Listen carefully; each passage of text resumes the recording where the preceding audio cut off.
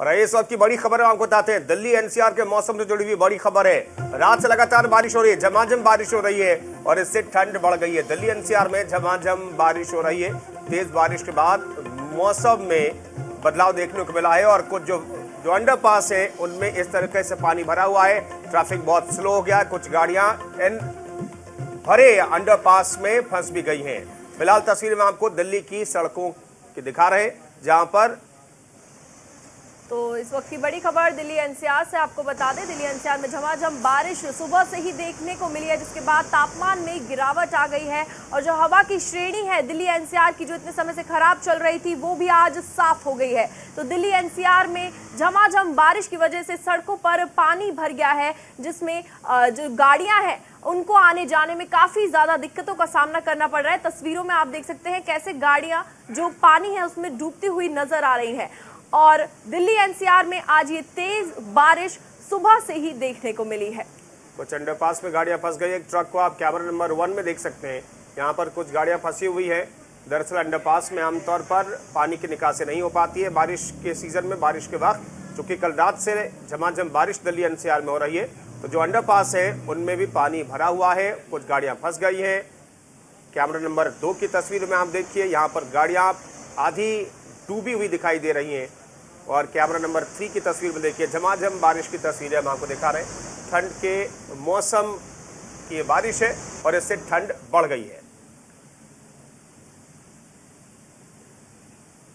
तो जहां दिल्ली और एनसीआर में बारिश हो रही है झमाझम, वहीं जो पहाड़ी इलाके हैं वहां पर जमकर बर्फबारी हुई है। 5 तस्वीरें देखिए, श्रीनगर, बनियाल, डोडा, मनाली और कुल्लू की तस्वीरें, जहां पर झमाझम बारिश जहां दिल्ली एनसीआर में हुई है, तो पहाड़ी इलाकों में जमकर बर्फबारी हुई है। तो ये तस्वीरों में आप श्रीनगर, मनाली, कुल्लू की तस्वीरें हैं ये, और यहाँ पर भारी बर्फबारी देखने को मिल रही है। जो पर्यटक हैं वो लुत्फ उठाते इस भारी बर्फबारी का नजर भी आ रहे हैं।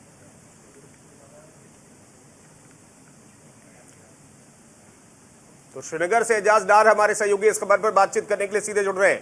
एजाज, हम आपके पीछे देख रहे हैं झमाझम बारिश दिल्ली एनसीआर में हमने यहाँ पर देखी है और वहां पर लगातार बर्फबारी की तस्वीरें आपने भेजी है, वो भी हम तस्वीरें दिखा रहे हैं। जरा लाइव तस्वीरें दिखाइए, और कब तक ऐसी बर्फबारी चलती रहेगी?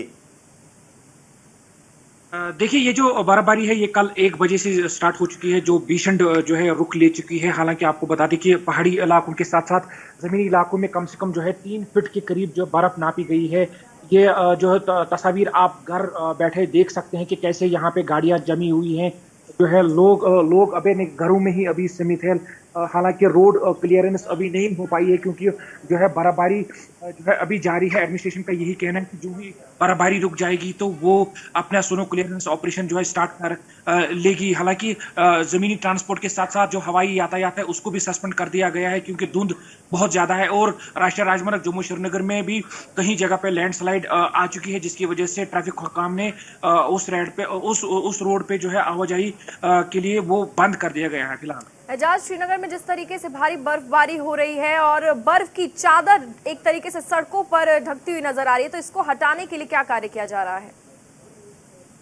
देखिए पूजा, मैं आपको बता दूं कि एडमिनिस्ट्रेशन का यही कहना है कि जो ही जो ये बर्फबारी जो है रुक जाएगी, तो तभी उनका स्नो क्लियरेंस जो है ऑपरेशन वो स्टार्ट हो जाएगा। फिलहाल जो मेजर रोड्स है वो क्लियर किए जा रहे हैं। हालांकि जो हॉस्पिटल की तरफ जो रोड्स जाते हैं उनको भी क्लियर किया जा रहा है। जो इंटीरियर रोड्स है उनको क्लियर करना अभी बाकी है, क्योंकि बर्फबारी का सिलसिला जो है वो अभी जारी है। हालांकि महकमा मौसम की अगर माने तो 9 जनवरी के शाम तक ये भीषण बर्फबारी हो सकती है।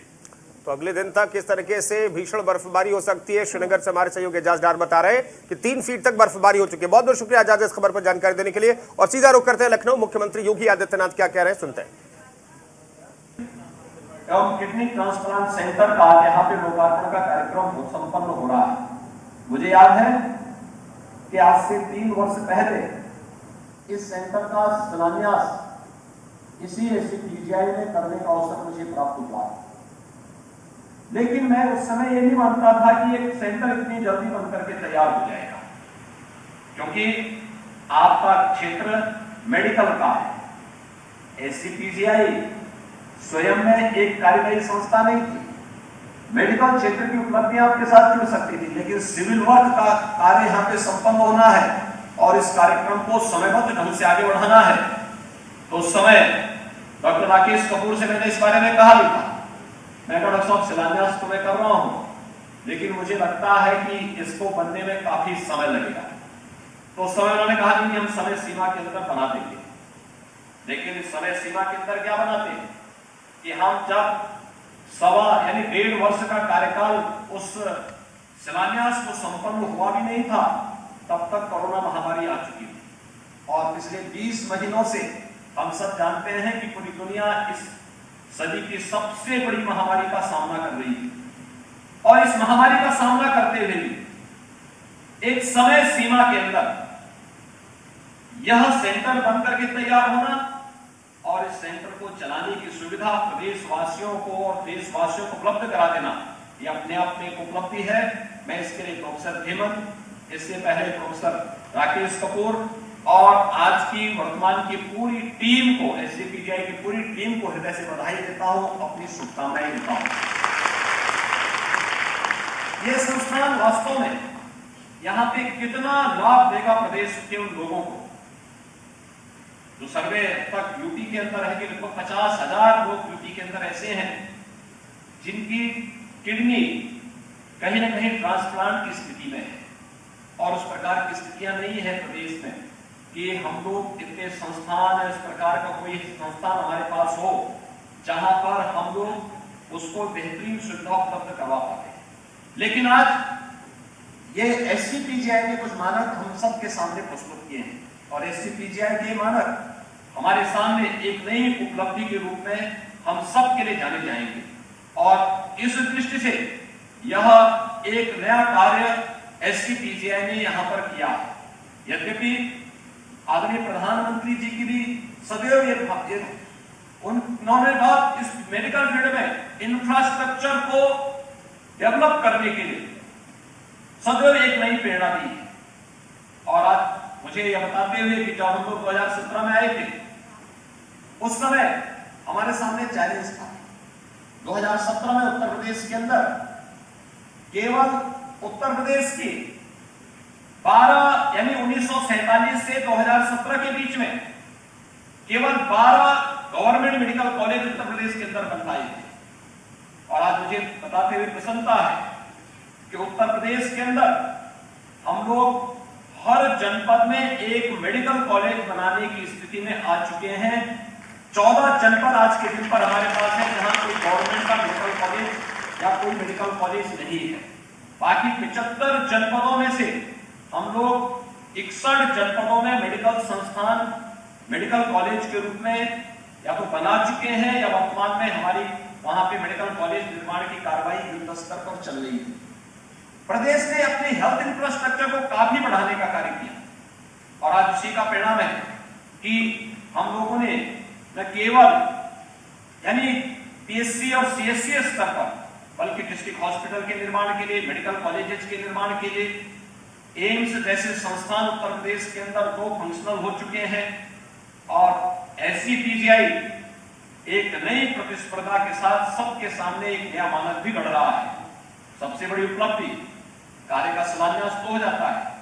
कभी सरकार फंड नहीं देती थी, कभी सरकार के स्तर पर बाधा होती थी, और कभी सिविल कार्य करने वाली एजेंसियां उसमें कछुए की चाल से उस कार्य को इतनी, यानी जो कार्य 2 वर्ष में होना था उसको ले जाते कभी कभी 15, 20 वर्ष हो जाते थे। हम लोगों ने पिछले 4 साल 5 सालों के अंदर बहुत सारी ऐसी परियोजनाओं को पूरा किया है जिन परियोजनाओं पर 40 साल लग गए। अभी प्रधानमंत्री जी से हम लोगों ने एक प्रोजेक्ट का लोकार्पण करवाया था, सरयू नहर राष्ट्रीय परियोजना का। आप आश्चर्य करेंगे, इस योजना को बनाया कब गया था? 1972 में। 1972 में नीति आयोग ने इसके लिए अपनी सहमति दी, और इसके बाद कार्य प्रारंभ हुआ, और 1972 से वह कार्य सदैव अधूरा ही पड़ा रहा। 2017 में हम लोग आए, प्रधानमंत्री कृषि सिंचाई योजना का हम लोगों ने लाभ लिया, और आज हम लोग यानी 1972 में बनी भी उस परियोजना को पूरा हम लोगों ने नवंबर 2021 में हम लोग कर पाए। ऐसे ही बाण सागर की परियोजना 1978 में उस परियोजना को तत्कालीन प्रधानमंत्री जी ने उसका शिलान्यास किया, श्री मोरारजी देसाई जी ने शिलान्यास किया। वो परियोजना कभी पूरी नहीं हो पाई। उस परियोजना को हमारी सरकार ने अपने समय में पूरा किया। यानी मुझे आश्चर्य लगता था कि दशकों बीत जाते थे, लेकिन दशकों बीत जाने के बाद भी उस समस्या का समाधान नहीं हो पाता था। और मुझे भी यही लगता था, जब हम लोग यहाँ पर 2018 में यहाँ पे मेडिसिन एवं किडनी ट्रांसप्लांट सेंटर के शिलान्यास के लिए आए थे, तब मैंने डॉक्टर राकेश कपूर जी को इस बारे में कहा था, मैं डॉक्टर साहब शिलान्यास तो हो रहा है, लेकिन जो सिविल वर्क की स्पीड होती है, मुझे नहीं लगता है कि समय सीमा के अंदर बन पाएगा। लेकिन मैं धन्यवाद दूंगा SCPGI संस्थान के सभी जितने भी यहाँ के फैकल्टी मेंबर्स हैं और इस पूरे कार्य को टीम वर्क के साथ डायरेक्टर के निर्देशन में जिन लोगों ने इस पूरे कार्यक्रम को आगे बढ़ाया, उस पूरी टीम को, जिस टीम ने कोरोना महामारी के बावजूद 3 वर्ष की एक अल्प अवधि में इस संस्थान को बनकर के उत्तर प्रदेश को एक बेहतरीन केंद्र, खासतौर पर किडनी से ग्रसित रोगियों को एक बेहतरीन सेंटर यहाँ पर उपलब्ध करवाने में मदद की है। और ये